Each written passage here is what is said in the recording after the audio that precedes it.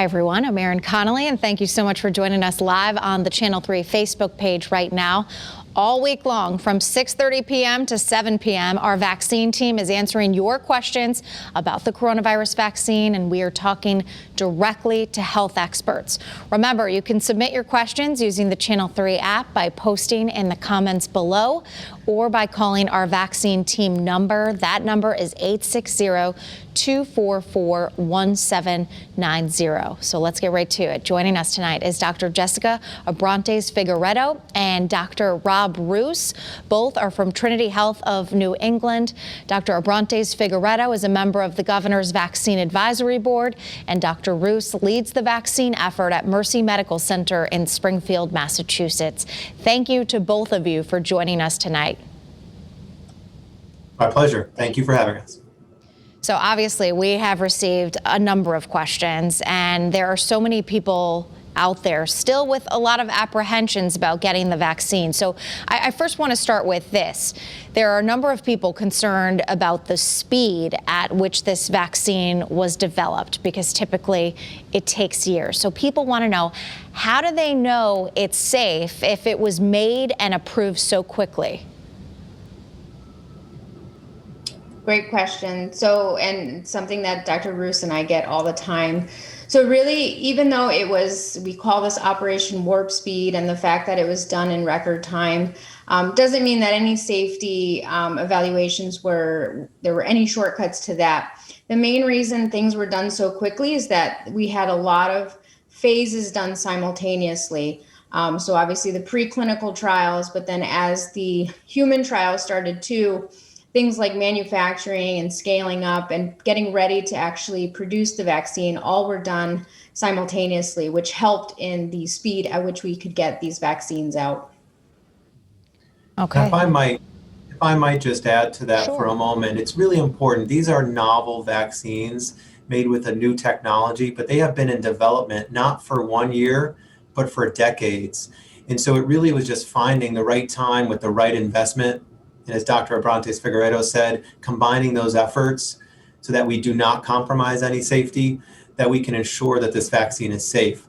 We see flu vaccines come out new every single year, and nobody bats an eye.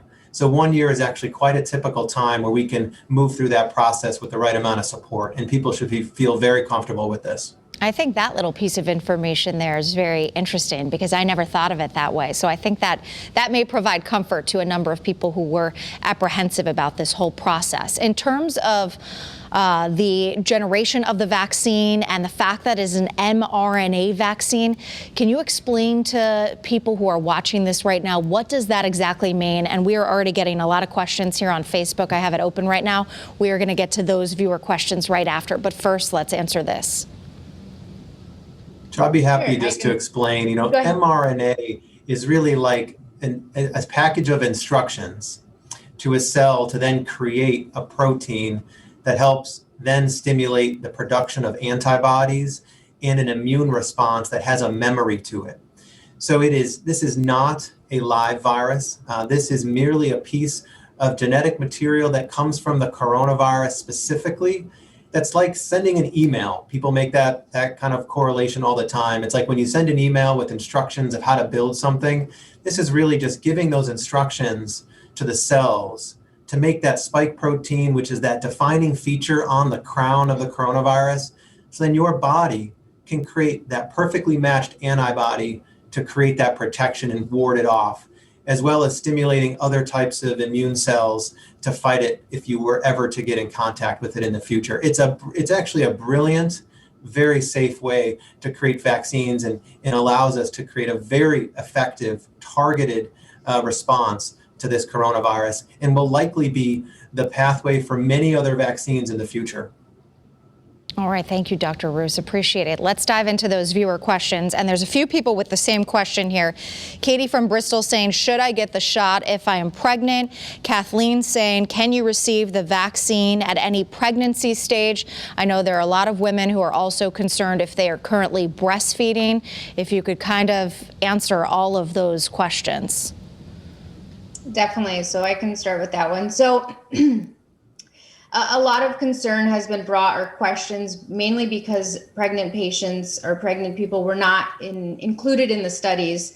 The thing is that actually societies like American College of Obstetrics and the Society of Maternal Fetal Medicine, even while the studies were being done, actually advocated that pregnant and breastfeeding women be included in the trials, but unfortunately that didn't happen. And that's a very common occurrence. It's a special population, so they get excluded from trials. That being said, based on the safety and the data that we have, in the trials, there's no evidence to suggest that it would be harmful. The other thing that I, tell my own patients and obviously our community members and everything is that while they were excluded from the trial, there were pregnancies that happened after or during the trial, I should say, in both Moderna and Pfizer, for example. And then those patients got closely followed too, and there's been no adverse effects that have been noted. It's always, like I mentioned to patients, it's a personal choice, but knowing the safety and the efficacy that we have. The other thing I kind of compare it to is, there are very few vaccines that are contraindicated in pregnancy. Really, the only ones are live vaccines, and the messenger RNA are not live vaccines. And even with breastfeeding as well, it's probably even less of a risk. And again, a lot of these have been the theoretical risks only because there was limited data in pregnant patients. Now, it is recommended by some of these societies, like I had already mentioned, that if a woman who is pregnant falls into those high-risk categories or that essential category of, for example, healthcare workers, and as we go into essential workers, et cetera, into the other categories, that they be given that choice to vaccinate as well. And from personal experience, I'm a healthcare worker. I'm actually 6.5 months pregnant, and I did receive my vaccine as well. So it's one thing to hear it, I'm sure, from physicians or other, public health leaders too, that it's safe to get vaccinated. But it's probably another statement to know that, yes, there are healthcare workers who've gotten the chance to get vaccinated and are pregnant or breastfeeding. And actually, again, the safety measures, like we've talked about before too, we've been closely following, or the state, I should say, and the CDC has been closely following anyone that gets vaccinated and is pregnant. And there's been over 15,000, this was a few weeks ago, and likely there have been many more that have been vaccinated. All right, well, congratulations to you. That is a very exciting time, so we're happy to hear that.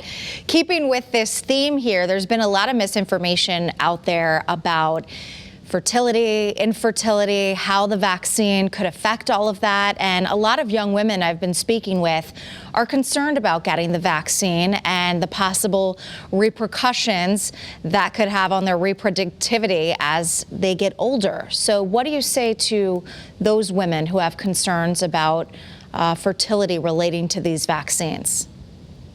So I explain it and I start off usually that we have two pandemics going on right now. One is the COVID pandemic, and then the other is this infodemic, where there's so much misinformation out in the public, social media, et cetera. And there's no evidence to suggest that there would be any infertility issues too. And again, like I mentioned with obviously the human studies in pregnant patients who are continuing to be followed, there's obviously animal studies that are still going on as well, and nothing that has correlated or has shown any effects to mom, fetus, or even fertility issues. Okay, good to know. Thank you very much for that. Gina on Facebook is asking a question that I think a lot of people have. What's the difference between the Moderna Pfizer vaccines and the Johnson & Johnson vaccine? Is one better than the other? So that is a question that has come up a lot. And, we right now in the United States have two vaccines that are authorized for use, both the Moderna and the Pfizer, which are very similar. They're not exactly identical, but you can think of them as almost the same. They both have and utilize the same technology as being messenger RNA vaccines that are targeted to the coronavirus specifically. They both have extremely high efficacy levels to prevent serious illness, hospitalizations, and otherwise. And they are both extremely safe. And we now have quite a track record and an accumulating number, now millions of people that have received these vaccines across the country and across the globe. When we look at other types of vaccines, like the Johnson & Johnson variety, which now is before the FDA for some review and the potential authorization at the end of the month, or the AstraZeneca vaccine that was produced in combination with Oxford University, they are a different type of vaccine that does take a modified takes a piece of the genetic material and then attaches it to a modified type of a different virus, an inactivated adenovirus. So it gets into the body and into the cells through a slightly different technology, but works essentially the same way in terms of stimulating an immune response. The key defining feature with all of these vaccines that they have shown extremely high efficacy rates to prevent moderate or severe illness, and in some cases almost eliminate or completely eliminate the occurrence of that level of severe disease. There are some differences in terms of when people get a booster shot or if you need one at all. In the Johnson & Johnson vaccine right now is potentially could be authorized for a single dose, which could be something that opens up access in certain areas or communities that may be difficult for people to return for a second dose on time.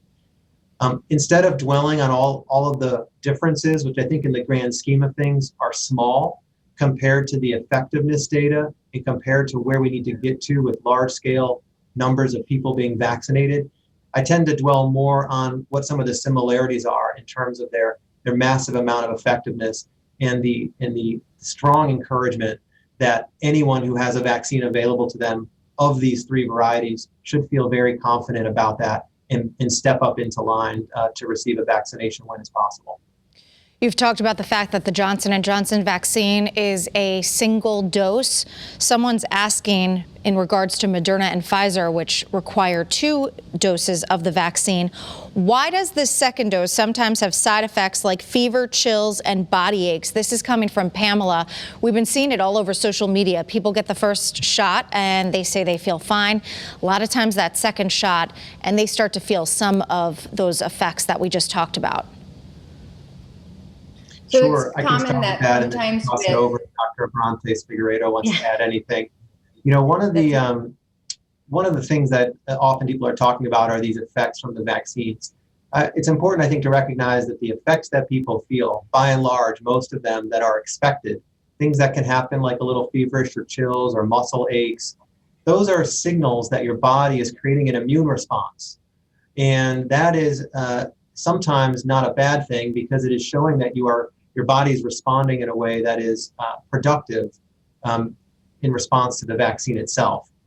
Because with a booster, you've already gotten some exposure with the first dose, your body can be primed, if you will, to potentially respond a little bit stronger with some of those same effects on the second dose. So in the studies, that was seen and that was reflected and can be common, but it's not to worry that by and large with any of the vaccines, the majority of the effects that are felt are time limited and resolved within 24 hours or 48 hours. They don't need any other further intervention and are really a sign that the body's doing what it should do in response to a vaccine. Dr. Abrantes-Figueiredo, do you have anything you'd like to add to that?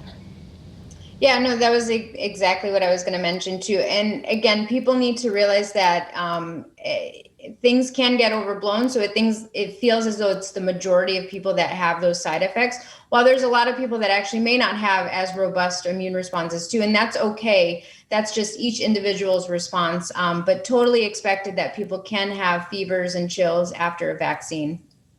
We've received a number of viewer questions on this and on Facebook right now. A lot of people are talking about this. They're talking about specific health problems. So I don't know if we can talk generally here, but people are mentioning heart attacks, if they have diabetes, if they have cancer, if they have different autoimmune diseases. Is it still safe for people with those health problems to get the vaccine? And also, could it potentially give someone cancer? That's another piece of misinformation that has really been out there. So it's important for people to understand, we always look at risks and benefits of obviously vaccines, but then also even just what we know about COVID infection. A lot of the diseases that you just mentioned, heart attacks, so cardiovascular disease, diabetes, cancer, immunosuppressed patients, and even going back to pregnant women too. We have seen that all of these conditions can lead someone in having not just mild disease, but more so severe disease. That means ICU stays and potentially death as well. So right now, it would be recommended in all of those groups that, yes, when it is their turn to get vaccinated, to, yes, step in line and to get vaccinated as well. We have to look at what's the risk of getting infected and the risk of dying versus the risk of getting a vaccine, which has been shown to have such great efficacy, like Dr. Roose has mentioned, and obviously preventing hospitalizations and death, which is exactly what we would want. Dr. Roose, I'll ask you this question. What about children? We haven't spoken much about that, and it doesn't appear that children have been studied so far, at least with the Moderna and Pfizer vaccines. Will children under 18 be eventually required to, not required, but be able to get a vaccine? Are there currently studies right now that are involving children? A great question, and I think it's one that we're going to hear a lot more about over the course of this year. I do want to just focus on something for a moment that, when the vaccine trials were being developed, they focused on adult populations. First, because that's the population that can consent to that treatment and can go through those trials, but also because it certainly is adults, and oftentimes older adults or individuals with chronic conditions that were the most at risk of having serious consequences like hospitalizations and death. And we've seen, over 460,000 people die from COVID in the United States, and very, very few of them have been children. But it is still a population that we need to worry about. The trials themselves focused on adults. What we know now with the two vaccines that are authorized in the US, Pfizer is authorized for individuals 16 and older, and Moderna for 18 and older. So at this point, there are no vaccines authorized in the United States for individuals under the age of 16. There are studies that are going on right now across the United States that are enrolling individuals at younger ages. That typically starts within an age group of like 12 to 16, and they begin to look at the safety and the effectiveness of vaccines in that age group. And if that proves effective, oftentimes then those studies will move to younger age groups and kind of go down from there. At this point, we don't have enough information to say exactly when there may be a version of a vaccine that is reviewed or authorized for individuals under the age of 16. But I would expect it's something that we hear more about over the next couple of months. For now, the importance is getting the vaccine out to as many of those eligible as possible, which will ultimately reduce infections amongst kids and then reduce infections amongst others. Well, this is a pretty common question here. Sandy, Joe is asking this. Kristen is also asking this. If I got a Moderna shot the first time, could I get Pfizer as my second dose or vice versa? Dr. Abrantes-Figueiredo, do you want to take that one? Sure. So right now, all of the emergency use authorizations for these vaccines are going based on the trial. So that would mean that if you have dose number 1 as Pfizer, your dose number 2 should be Pfizer as well. Same thing goes for Moderna. That being said, CDC and all the Department of Public Health knew that there would potentially be issues that could come up. So if by chance, so we do have guidelines that you received Pfizer for dose number 1 and mistakenly received Moderna for number 2, that nothing else would necessarily need to be done, or you wouldn't need a rebooster. That being said, those things do get reported to the CDC to make sure that those folks don't have any issues. And there's actually ongoing studies and likely future studies to look at using different vaccines and the booster effect if needed, especially in the future. Okay, Paula and Gloria had this question, another one that we've been hearing from a number of our viewers, not just them. When you finally are eligible to make your appointment and get the vaccine, what happens if you're on any types of medications in terms of, whether it's a daily vitamin or some type of prescribed medication? I know that there have been reports about not taking pain relievers like Advil on the day of the appointment, and maybe you could elaborate on that a little more as well so that people are aware. But what about in terms of just the regular medications that people are taking day in and day out? what should they do? So if any Sure. normal medication that folks are on, they should continue those medications. There is recommendations, however, like you mentioned, that for things like ibuprofen or Advil or other, antipyretics, we call them, or anti-fever medications, those should be avoided prior to getting the vaccine. Certainly, though, for folks who do get symptoms afterwards, the fevers, the chills, the body aches, then you can actually use those. But otherwise, chronic medications can certainly be continued. Dr. Roose, did you want to add that? No, I completely agree with Dr. Abrantes-Figueiredo. There are only very, very rare exceptions where somebody should perhaps, talk to their healthcare provider. And that may be patients that are currently receiving chemotherapy, for example. They may be on medications that dramatically lower their numbers of white cells, or there could be some concerns that they would want to discuss with their healthcare provider. But completely agree. There are some studies that are ongoing around the impact of things like steroids and the effectiveness of an immune response. So that may have generated some of these questions, but completely agree and concur with Dr. Abrantes-Figueiredo. We want people to continue their regular medications. There really are no contraindications in regards to that in receiving this vaccine. And if you have any specific questions about your unique case, you can always discuss that with your healthcare provider. This is a very interesting question. This is coming from Heidi in Colchester. She's saying that she just recovered from COVID. Her positive test was just 2 weeks ago. She just went back to work. She has the opportunity to get the vaccine at work.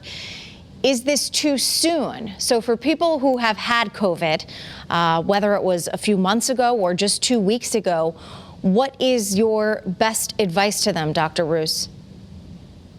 So if somebody has fully recovered from a COVID infection and they are back to their 100% baseline and it's been at least 2 weeks, or if somebody was sicker at least 3, potentially 4 weeks, you can go ahead and receive the vaccination. And if you have an opportunity and you are eligible and you are interested, then I would encourage you to do so. Initially, there was some guidance that said perhaps wait a little bit longer. And really that was coming out of the information that if we have very limited vaccine supply, that individuals who have recently had COVID are likely to have some natural immunity for a period of time, at least probably for a few months, and therefore vaccine could be administered to other individuals who are more susceptible in that period of time, and those individuals could wait a few months. So that's really a personal decision as I see it for the individual. As long as they are fully recovered, then they are eligible to receive the vaccine. Okay. So you get the shot, whether it's the single dose Johnson & Johnson eventually, or you get the 2 doses of the Moderna and Pfizer vaccine. After your immunization, are people going to need a shot every year going forward like the flu? Are they going to need a booster? Do we know yet what the future holds in terms of this? I think that's still unclear. And I think as, our numbers continue to hopefully decrease and we see how big of an impact these vaccines have been made, then that decision can be made.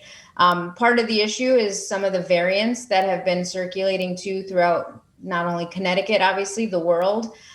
So a lot of this will depend on our herd immunity, getting all of the folks that we absolutely can vaccinated and seeing what our numbers do. And then whether or not folks will need boosters, whether it's a booster after their initial vaccine, whether it's something yearly as well. But to even just talk about the herd immunity or the variants as well, it's important for people to understand the importance of masking even after vaccinated, because a lot of these trials didn't look at asymptomatic transmission. And really important with regards to the masking, because as we start to see more variants, we could really cut that out if we continue to mask. Because a virus can't replicate if we don't allow it to. So if we don't allow it to spread, then these variants wouldn't be an issue. As a follow-up, how long does it take until we get to that where everyone's talking about that herd immunity, quote unquote? How long does that take?